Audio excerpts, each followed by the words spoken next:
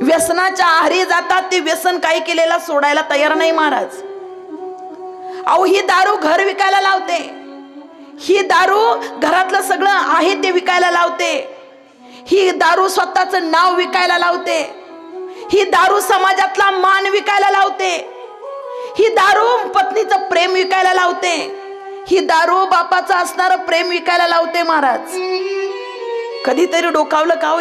ज्यांच्या घरात व्यसन आहे त्यांच्याकडे कधीतरी बघा महाराज, घरात काहीच ठेवत नाही हो.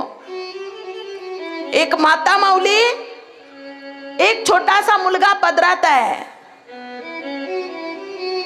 नवऱ्याला आता व्यसन लागलेलं आहे, रोज यावं, दारू प्यावी, घरात काहीच त्या ठिकाणी ठेवलेलं नाही. हिनं दिवसभर काबाड कष्ट करायचे, त्यावेळेला संध्याकाळी काहीतरी खायला मिळायचं महाराज. पण सगळे दिवस सारखे नसतात ना महिला मंडळ. एक दिवस अंगामध्ये ताप भरला, छोटासा असणारा बाळू शाळेमध्ये जायचा महाराज, सगळं कळायचं त्याला. लहान लेकरांना सगळं कळतं महाराज. रोज बाबा दारू पिऊन येतोय, बाबा रोज माझ्या आईला मारतोय. पण या दारू पिणाऱ्या माणसांना का ती पत्नी एवढी चांगली मिळते काय माहिती. घरात भांडण झालं तर कधी समाजाला सांगणार नाही, घरात वाद झाला तर सांगणार नाही, पायातली चप्पल तुटली तर खिळे मारीन पण कधी कुणाला दिसू देणार नाही. साडी, अरे 2-3 साड्यांवर वर्ष काढणारे माऊली मी पाहिलेली आहे महाराज. माझे स्वतःचे अनुभव आहे. ताई जुन्या साड्या असेल तर द्या हो, आम्ही घालू, काय अडचण नाही. स्वतःचं जीवन कसं बसं पुढं सरकवायचं, आपल्या लेकरासाठी जगायचं, अशी तिची अवस्था उरते महाराज. ती माता माऊली म्हणते, हा तर दारू पितो पण मी जर गेले तर माझ्या लेकरांचं कसं होईल. खंबीरपणे त्या ठिकाणी ती उभी राहते महाराज. ते लेकरू शाळेत जात, शाळेत भात वाढतात, भात खायचं, तेवढ्यावर ते राहायचं. 3 दिवस अंगातला ताप कमी झाला नाही, महिला मंडळ कामालाच गेली नाही महाराज. काम नाही तर पैसा नाही, आणि पैसा नाही तर पोटात अन्न सुद्धा नाही. काय करावं. एक दिवस सकाळी बळजबरी उठली, बाळू अरे फार भूक लागली का रे. अरे जेवढं साठवलेलं होतं घरात सगळं संपलं रे बाळू, काय करू. एकाच भाकरीचं पीठ शिल्लक आहे. त्या छोट्याशा मुलानं म्हणावं, आई आई मी तुला आज शाळेतून चोरून भात आणतो खायला. बघा ही परिस्थिती माणसाला काय काय करायला लावते महाराज. आई 3 दिवस झालं ना ग तुझ्या अंगामध्ये ताप आहे, तू काळजी नको करूस, मी ना शाळेतून भात आणतो, गपचूप आणतो, मला पिशवी दे, मी दुपारी आलो की तू तो भात खा. ते एका भाकरीचं पीठ राहू दे, आपण संध्याकाळी ती भाकरी बनवून खाऊयात. चोरी करणं ही वाईट गोष्ट आहे, पण पोटात लागलेली आग काही काही गोष्टी करण्याला मजबूर करत असते महाराज. आईनं फक्त मान हलवली, लेकरानं दप्तर उचललं, लेकरू लुटू लुटू लुटू लुटू शाळेत चालत गेलं. महिला मंडळ लेकरू फक्त दुपारची वाट पाहत होत. काय दुपार कधी होईल, कधी शाळेतला भात खायला मिळेल, आणि कधी तो भात घेऊन मी माझ्या आईला घरी घेऊन जाईल, एवढंच त्याच्या डोक्यामध्ये होतं. दुपार झालेली आहे, दुपारची सुट्टी झाली. भाताचं असणारं ते खिचडीचं पातेलं, ती बाई त्या ठिकाणी एक एक एक एक एक एक चमचा 2-2 चमचे वाटायला सुरुवात करते आहे. हा बाळू पुढे डबा घेऊन गेला, पटकन यानं भात घेतला, पटकन त्या शाळेच्या भिंतीच्या साईडला गेला आणि त्याच्यामध्ये त्या ठिकाणी तो असणारा भात त्या पिशवीत टाकला. परत आला, बाई अजून द्या ना. बाईनं म्हणावं, अरे बाळू आत्ता घेऊन गेला ना. नाही बाई मी खाल्ला, मला खूप भूक लागली होती, द्या ना बाई अजून एकदाच द्या.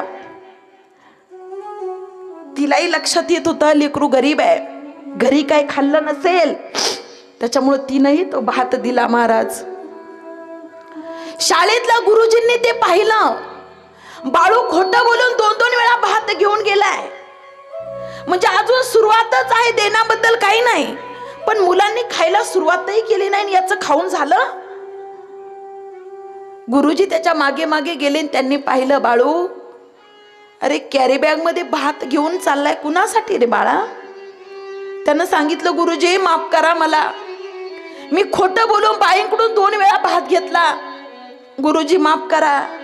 3 दिवस झालं माझ्या आईच्या अंगात ताप आहे, घरात काही शिल्लक नाही, माझ्या आईला फार भूक लागली गुरुजी, म्हणून एवढा भात घेऊन जातो मी घरी.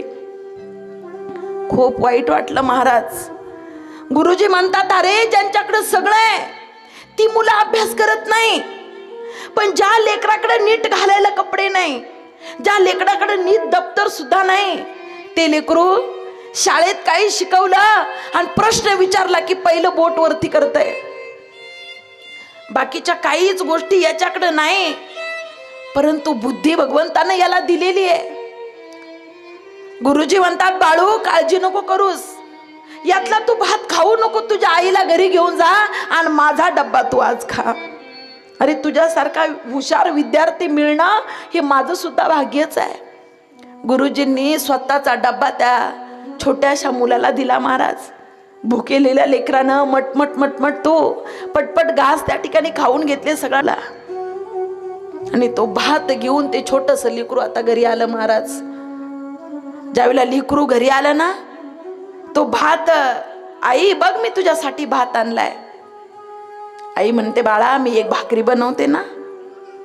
आई बाबा घरी नाही आले ग, 2 दिवस झालाय, काय माहिती बाळा कुठंतरी पिऊन पडले असतील, त्यांना थोडी माझी काळजी आहे, आजारी आहे, काय गरज आहे त्यांना, जाऊ दे ना आपण जेवण करू. पुरुष वर्ग, ती माता माऊली एक भाकरी बनवते, ताटामध्ये शाळेतून आणलेला तो भात त्या ठिकाणी काढतात. एक ती भाकरी छोटीशी बनवलेली, बाळू चला आता आपण दोघं जेवण करू.